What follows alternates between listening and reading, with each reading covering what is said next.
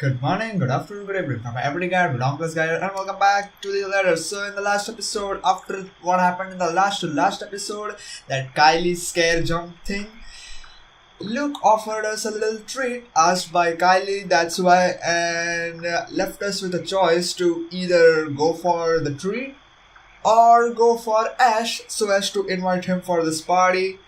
We chose to go for Ash because, me and Luke are just not in good terms, especially what happened in the party, how Hannah's arc went. I was like, I don't want to go for Luke, so we decided to go for Ash.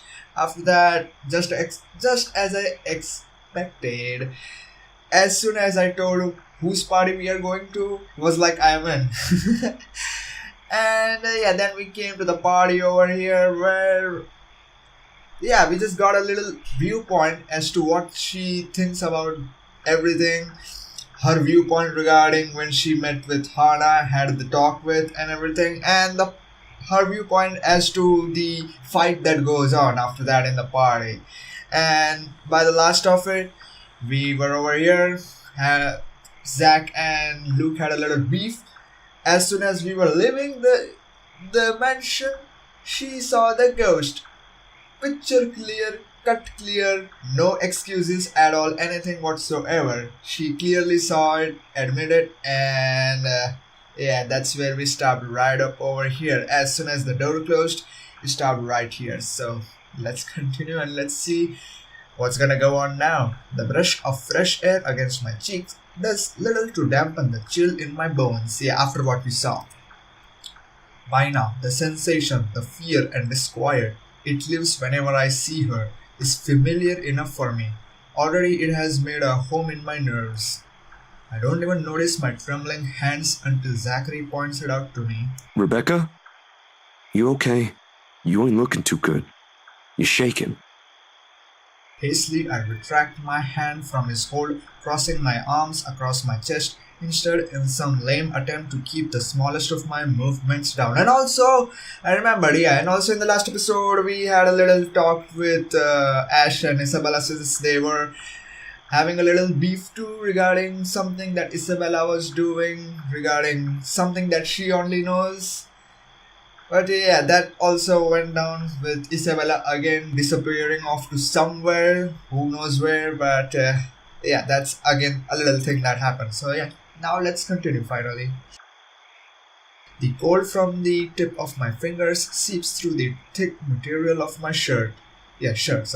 Regardless, neither of it helps bring together some semblance of coherent thought in my head. Don't worry about it. I'm good. Zachary, did you see anything back there? Oh, about what happened in the ballroom? Or... No, not that. In the foyer, right behind. Never mind. You go ahead of me. Someone has to warn him. I'll just catch a cab on my own. Warn him of what? Wait, Rebecca, did you forget something in there? I can... I turn away and walk before he can stop me with a word of protest. It's not wise. Wait, are you gonna warn Luke? Coming back, that is, especially after what happened. But Hannah's still an old friend, and Luke's neither a friend nor an enemy, just an acquaintance who doesn't deserve whatever misfortune that letter might bring. I can't just leave those two in there. Isabella's right. She's real, and there is something she wants from everyone who has read that. What took you so long? Let's go. I'll get the both of you back to the city. My mistake. The second his voice cuts through the crisp night air is that I have allowed my annoyance get the better of me. Fuming with my purpose forgotten, I whirl around and march towards him. One accusation after another piles up at the tip of my tongue, ready to be hurled at any moment. There is no hesitation holding me back when I fling it at him. That straight face he keeps as I do so doesn't help temper my anger either. It only makes me want to slap some more sense into him. Shouldn't we be the one asking you that? Becca, I've been waiting here the whole time since that mess in the hall. I told you I hate parties like... And before that, where have you been the entire evening?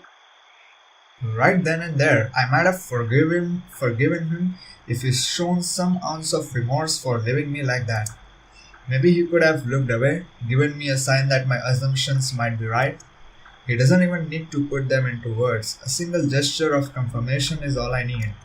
Rather, what I get is the same impassive look. He does that whenever he can't disclose anything. He does that whenever he's lying. In the face of it, amidst the thick tension, a frustrated huff is the only thing I can summon. Be that way. Fine. Suit yourself. But don't you dare think this will be the end of this. We'll talk about this tomorrow. And you better have a proper answer for me by then. No more words. After everything I've seen and heard tonight, I'm already too exhausted for those. So without speaking any further, I simply stomped over his car and climbed inside, slamming the door behind me with as much force my anger can show. They both follow after, and shortly we are on our way back to the city. Yet even with city's bright lights welcoming us, the dense, somber air from the mansion still lingers. The moon is almost at its highest by the time we reach Salem Well. Zachary has asked to be dropped off first the moment we have entered downtown Luxembourg. Though he never mentions anything and has only words of thanks for us, he probably doesn't want to get caught in another spat between Ashton and I. It's all too clear in his face, the poor man. I will have to apologize for subjecting him to that some other time. I think he's also hoping we are able to fix this without him around. Oh, how wrong he is. Even after our respective heads have cooled off, the atmosphere within the car remains rife with unspoken tension. This isn't a problem so easily fixed with a few handshakes. Quite frankly, I don't know what will. Ashton himself has no idea what to do when he alights and waddles awkwardly in the middle of the car park, unsure. It almost seems like he's having an internal debate whether he should say goodbye or mutter another apology. I could have driven him away purely out of spite the second I've gotten off. Still, old habits die hard. It's late and Ashton's flat is on the other side of the city. Irritation might still rear its head every time I look at him right now, but I'm not too cruel to put him up on another long drive, especially when he still appears as if he hasn't gotten any rest. You can borrow the couch. I throw the keys to my flat his way before a protest forms on his lips. Although he catches it with ease, he eyes it with a wary expression and shoots a puzzled glance my way. You haven't been forgiven. We're still going to have that talk, believe me. But I'm not about to send you out on another drive looking like that. It's late. Go get some rest. We are setting aside a lot of loose ends like this, but he appears to have accepted that reason, at least in the meantime. He does give me another questioning glance when I shove past him, pulling my mobile in the process. Where are you going? I thought... You go ahead upstairs. I need to contact Professor Andrew. Andrew? Why would you... Oh, no. Please. Is this that thing Isabella said this morning? Again? I already gave her my word, Becca. I'll look into this BRC crap. No need to drag the old guy into it. Of course, he's still skeptical. It makes one wonder if he's even seeing anything at all. Figures this curse will stay away from this coffer. But this is another loose end tonight that I can't just leave alone, Ashton's belief notwithstanding. It just so happens that it's one I can delve into using means other than taking a look at the mansion itself. Ashton, do you really think I still give a after that stunt you pulled tonight? No, but this is... I've spent so many years with him to know this is about to turn into another argument. Before he can finish it, I cut him off with a firm raise of my hand. Look, I don't care. There are weird things happening around here. And yes, it's Isabella's brand of weird. Ghostly voices, strange sounds, and a bloody woman sitting at the back of my car. You don't have to believe me. And I no longer have the patience to convince you, so just leave me be, Ashton. He doesn't push it, growing quiet instead, although I know he has a whole case of it prepared inside his head. But there's a reluctant shift in his movement when he steps away from our conversation. Short of climbing the stairs, he stops, turns to face me with an expression almost too conflicting. Are you really sure? What? That there was something? That you've been, seeing things? Yes, I'm very, Very certain. Now go. And you better not break anything in there. The last time I let you stay over, it was that statuette Belle gave me. You haven't even replaced that one. The last of my reprimand goes both unheard and unanswered as he disappears behind the stairs. If things aren't as strained, he might have a quip or two about that, followed by a light banter. Instead, for a long moment, I am left staring after him. There's something in the way he asked it that nags. Coupled with his expression, the whole exchange just feels unsettling. Because he just doesn't believe in it. One that doesn't fade even as I gather my thoughts and shift my focus on another, even as I dial Professor Andrews' number. And that is when it clicks. During the long wait for the professor, one stray thought emerges from the unease. Ashton has not intended for his question to be a jibe or jibe. It's concern. For what, though? For my well-being? The letter's curse? The woman I mentioned? The answers for those will have to wait, however. Finally, the call connects and Professor Andrews' voice echoes from the receiver. Professor Andrew? Rebecca? It's late. What can I do for you? I know, I'm sorry, but this is a bit urgent. After all, this is a more pressing matter. Our lives might be at stake and we are still in the dark. Actually, I was wondering if I could ask you to do me a favor. I wonder if that favor might just be to dig more about the history of the mansion and regarding what happened actually with Princess Charlotte and her husband, yeah. Professor Andrew Clark and agreed to meet with me 2 days later in front of Luxbone's public library. He has other commitments, but being a longtime family friend has its perks. I have my parents' connection to thank for that. Of course, I'm not the sort to impose on him often, but the situation is, well, it's not entirely bad, although it does require calling in a few favors from friends like him. Without his signature, I won't be able to gain access to the library's restricted section. Ooh. If I want to get more in-depth information on the Ermengarde mansion, that is, not simply what they choose to show to the general public. Oh, that's gonna be cool. See, that's what I said. She's gonna dig in now. As much as I hate to admit it, there's always something people censor, and whatever it is, I won't ever find it in the general section. It has to be what they are keeping here, beyond the public eye, the secrets of the mansion. The thought of that alone makes me antsy. Thankfully, I don't have to brood over it. The wait for the professor doesn't last long. He never did enjoy making people wait. Likewise, he dislikes people who are tardy. He arrives 5 minutes after I do, greeting me with that kind smile and casual wave of his hand. I haven't seen him in so long, but it appears he hasn't changed much. His familiar presence alone is enough for a fond smile to spread across my face. Professor Andrew.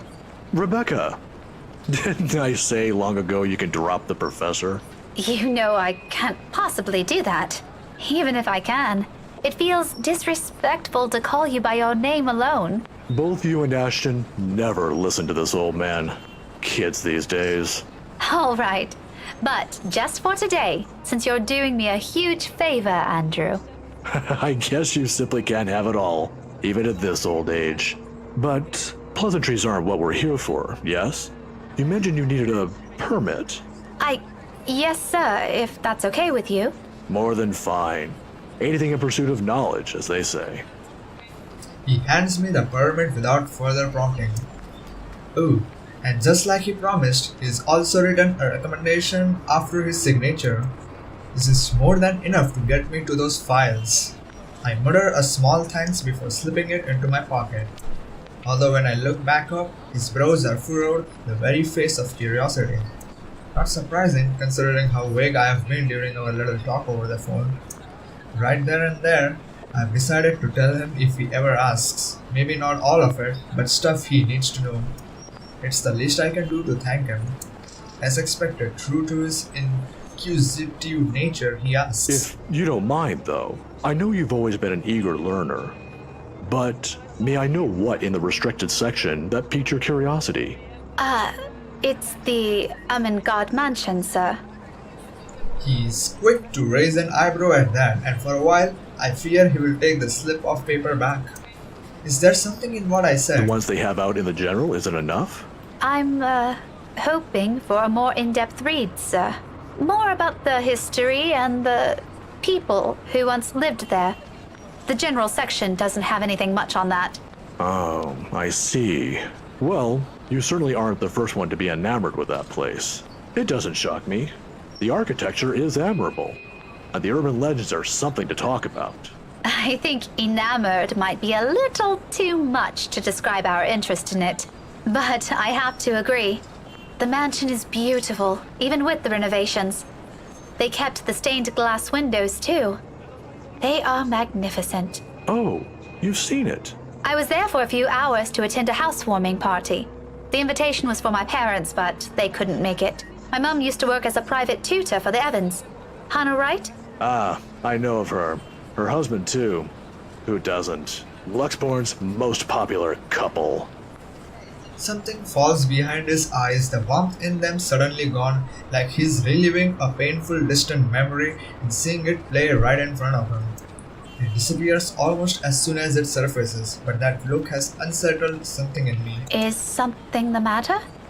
Nothing much. But you know, you're already like a daughter to me. So if you could, do be careful with the friends you make.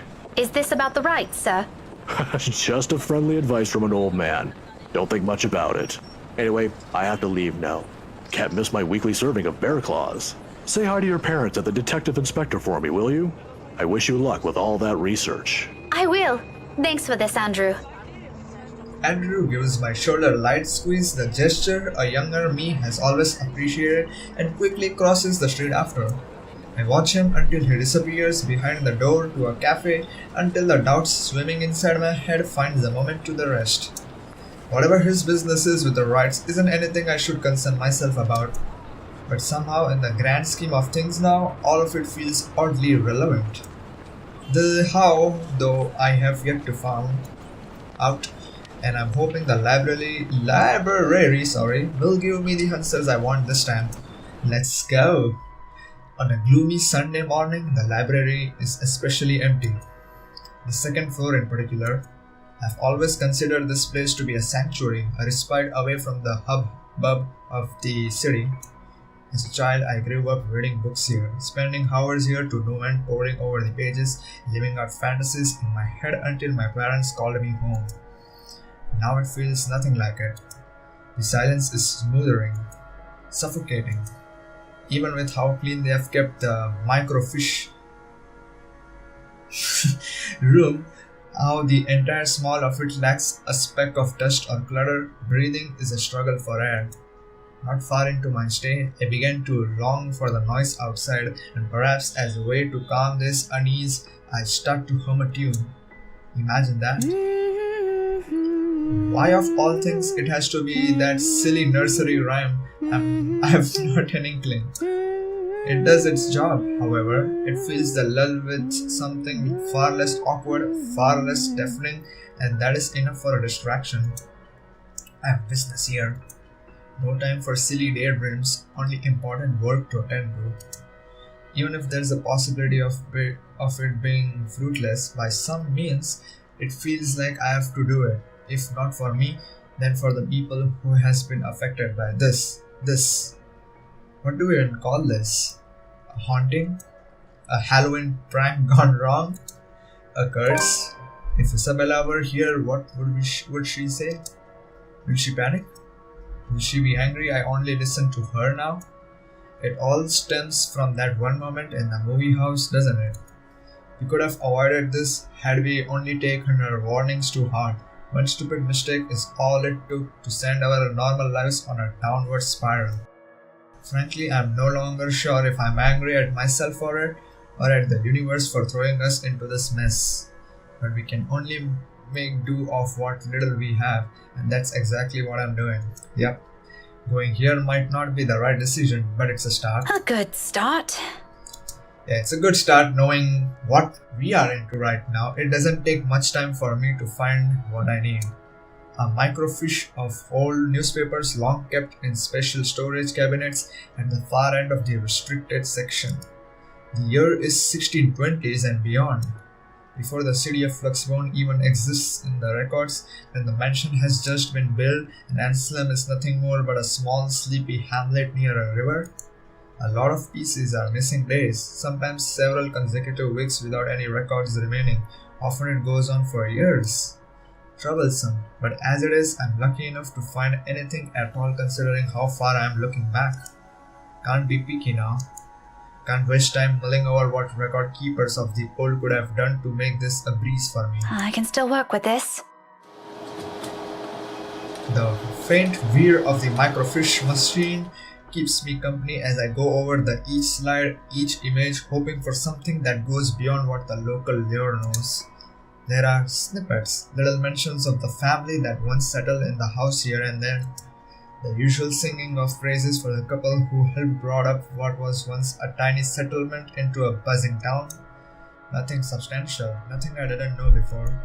It continues on like this for a good while, until I come by the years after their deaths. The people of Anselm might have loved Lord William and Lady Elizabeth Ermengarde, mourned their passing and held them in high esteem in the years after, but it was their daughter that was remembered fondly by the townspeople. If her parents built this town, Lady Charlotte was the one who made it prosper. Remarkable, considering it was a period of recovery from a bout of plague that killed half the town's population, including her parents. Oh, what's surprising though? Apparently her time also marked more than superficial changes to the place. Whoa. Here puts a stop to local slave trade. She moved things, changed laws, altered old customs and traditions. If they were done on woman's whimsy, it doesn't say, but she seems capable enough for more than that. The gist of it is the town she rebuilt. It's what eventually grew to become Fluxbone City, while the nearby Anselm village remained as it was a relic of the old. A frown swiftly forms in my face. So, why is there a need to hide this? One by one, I try to recall every lesson I've gone through, every book, paper, and journal I've read. But none of those ever mentioned this. It's always the lord and the lady of the house, their enduring child, always an afterthought to those anecdotes, the one who always took her life in the end. Never someone who restored a town from the brink of collapse or brought new ideas to it. Is it because she's a woman? That pisses me off. Granted, not everything is sunshine and rainbows. Not all aspects of her can be considered admirable. But this is history. Some parts are bound to naturally delve into unpleasant territory whether I like it or not. Witch hunts, for example, became common near the end of her life. Whoa, this one witch burns. Whoa, does that witch kinda look little similar to someone? Oh. Which would have been completely unremarkable and might have gone to become a mere footnote in history if it didn't involve Lady Charlotte and the very slave she saved. Whoa, what? It caused quite a stir, enough to leave almost a week's worth of clippings. The girl was eventually burned, condemned by an entire town, at the word of Lady Charlotte alone. But this doesn't really have anything to do with this curse, does it? Unless that woman following us and the slave are the same person. A tale of revenge, how cliche. However, but there is a catch to it. I don't know what's the catch though, because she is this lady that's burned over here. She is the ghost, but at the same time we saw in the Marianne's arc, by the end of it, that she transformed into Lady Charlotte too, so what was that? Let's see. However, with the lack of accurate photographs, it's impossible to tell. Maybe if I squint, the illustration would start resembling her. It's pretty clear. Why it's not clear? What? But in my field, it doesn't work that way. It shouldn't work that way. I will be the laughingstock of the community. This isn't going anywhere. Mentally exhausted, I take a careful step away from the screen, pressing a palm to my tired eyes. The lack of ample light in this area doesn't help. A headache already threatens to form at the back of my head, yet I am nowhere near figuring things out. This is simply too much to take in all at once. I should have asked for someone's help. Now I'm at a dead end. Let's hope it's not an actual dead end. I start gathering everything around me and placing them back in their respective envelopes for storage, the motions no longer new after volunteering here a number of times. I didn't make much mess anyway. Available to begin with. I will have to look somewhere else. The where remains unknown though. But just as I'm about to slip the last of the slides and something catches my attention. My hand pauses, the microfiche halfway through its protective sleeve. This is one of the few I have set aside without taking a careful look at. It seems like a gossip column at first glance, but upon closer look, I slide it back to the reader, gently turning the dials in search of the page. It takes some time, but once the image becomes clear, oh, they must have had this drawing commissioned for this announcement. Armengard here announces betrothal. I don't know what's the meaning of betrothal though. I don't doubt it. The details are far more intricate, their likeness likely closer to how they might have appeared at the time. They are both recognizable this way, closer to those paintings I have seen in the mansion. However, it's the man standing beside her, Edward Godfrey, according to the article that caught my attention previously. Looks like Luke, tell it. Her first cousin and eventually her fiancé. Maybe it's the posture, the manner in which he holds himself. Or maybe it is the shape of his eyes, though I can't be too certain about that until I've gotten a better reference. Nevertheless, there is a resemblance. He looks eerily like... My head snaps up, glowering at whoever's running in the floor above. Any day I'd march upstairs and reprimand whoever it is. This is a library, for heaven's sake. But now isn't the time. I've gotten what I need. Without wasting another minute, I hit the machine sprint button for a copy of the page, while my other hand moves to put everything back into storage. A ragged exhale slips from me. Relief, perhaps, or maybe this is already exhaustion. Regardless, soon I'm closing my eyes as I wait for the printer to finish, if only to stave off a headache building up from everything. Sometimes I've even begun humming the same song again for comfort. Despite my doubts about this, despite all the tension in my shoulders. Oh my god, she's humming the London Bridge! No! This may be a small find, but at least I can start somewhere. We can start somewhere. There is a way out of this. I know it. The printer sputters to a halt. However, its sound isn't what makes me snap my eyes open. Uh-oh. A feeling. A chilly brush of air behind my back. Brief enough for something sickening to suddenly lodge itself in my throat while I take in my surroundings. It's that suffocating sensation again, creeping to every part of me, crawling under my skin. I don't like it, draining me little by little of any strength. From that day in the mansion, from that brief moment at the school, without delay I grab the papers and make a quick beeline for the door. Oh, my whole body freezes. What are you doing, I hold my breath, not daring to make any noise. For a little while, only the sounds of paper crumpling under my grasp fills the room, the excitement from earlier gone instantly, replaced by a cold, seeping dread spreading throughout my limbs. But more than the fear is the anger. It pains me to hear her using my own student's voice against me, and more than once I believe it was really her. She has no right. Why don't you play with me? Although she hasn't made a move, if there isn't a wall behind me, I will probably take a step back. Anything to put a distance between us, no matter how small, as long as I'm out of her reach. But I steel myself, because if I do fall back, turn away from her, I will be left with no way out. I'm not dying here. You think you scare me? Miss Pink, don't be so rude. I'm not afraid of you, you spook. Man, Rebecca is so good at this. This is one Scotswoman. You aren't getting into an early grave without a fight. Oh, yes. Come at me. Come on, let's go. I expected she will lunge, prove to me what a monster she is. Instead, all she gives me a smile, twisted and gnarled. It's as if time has crawled to a stop at the side of it. I hope I can survive this. A split-second decision. And before I know it, my body shifts. Eyes closing in anticipation, hand grabbing whatever's solid enough on the nearby table and hurling it at her.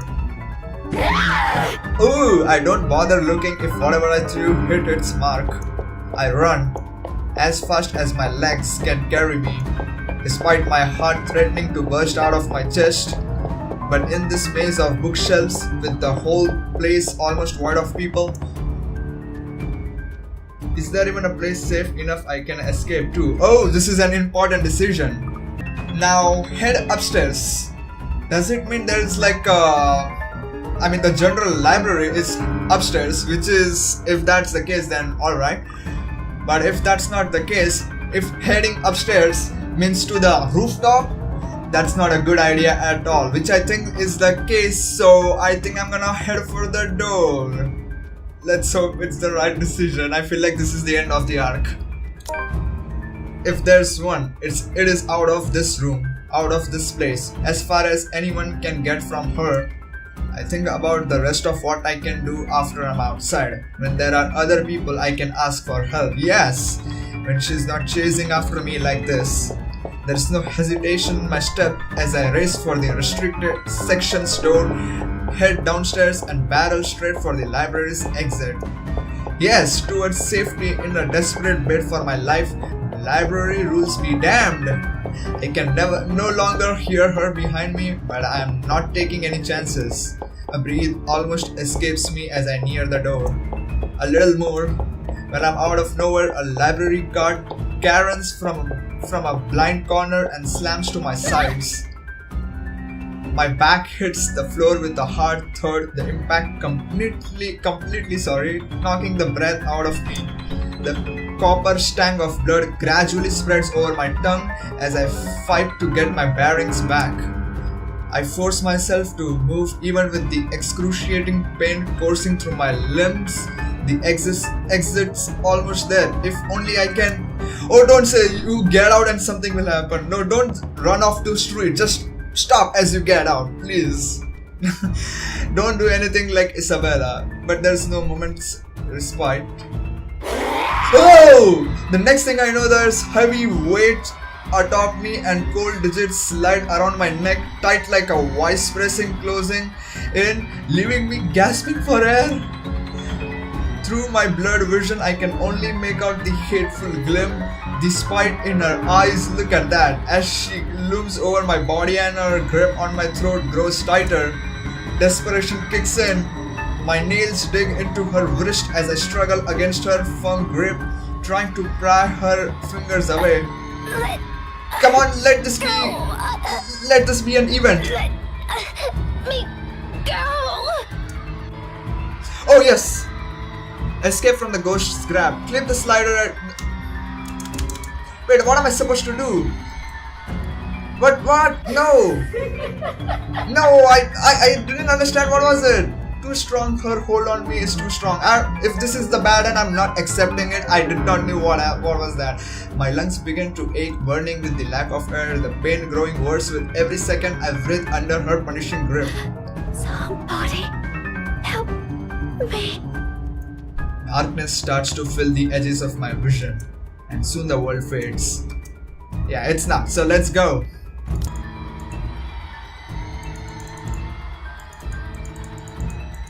Oh my god, like that. Oh, no.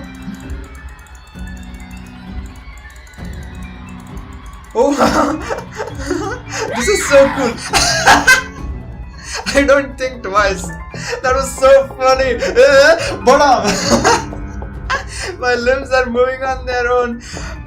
before what I did could fully register in my brain and my lungs could recover. Behind me, she lets out a cry, sharp, loud, and thunderous against the empty walls of the library. But the fear her wails bring compares nothing to the relief washing over me when I finally make it out. Yeah, just stop! My knees buckle as soon as my foot hits the pavement, its surface cold and hard against my skin. Yes, stop, don't go towards the road. I've only been there for a few hours, about 1 or 2 probably. I don't know anymore. It feels like an eternity all the same. My breathing hasn't slowed down yet, and I don't expect it to after going through that. I probably look the most undignified creature on a Sunday morning right now, out of breath, disheveled, slumped here with a bloodied lip and all. But at present, I simply can't bring myself to care, even when a few passersby start giving me a strange look. Stare at me all you want. I don't give a single thing, you guys. I am alive. I'm safe. This isn't the end yet, but I'm safe.